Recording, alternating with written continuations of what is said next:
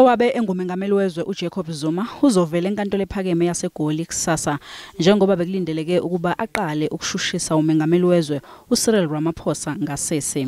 Up until the lawyers advise otherwise, the 19th of January, 9:30, His Excellency President Zuma is scheduled to be in court in Johannesburg High Court.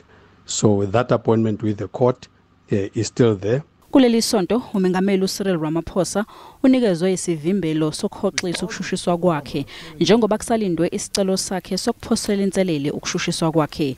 Umhlaziyi wezomthetho uBenedict Phiri uyachaza ukuthi kungani Owabe engumengameli wezwe uJacob Zuma kumele avele enkantolo nakuba inkantolo ikhiphe isivimbelo salokhu ngumsombuluko.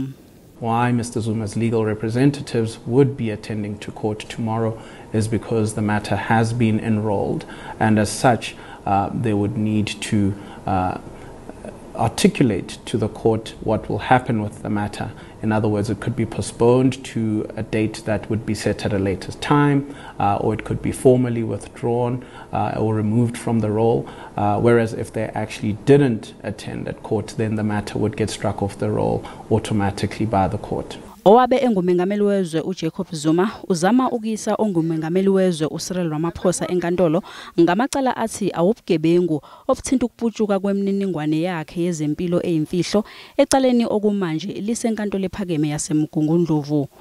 UZuma ke uthi uRamaphosa wehluleka ukuthatha izinyathelo ezifanele ngesikhathi lokhu kwenzeka.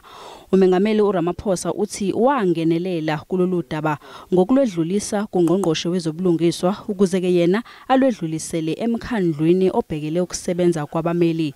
Leli cala lizoqala ukuqulwa ngokugamanxa kwehora leshiyagalolunye ekseni.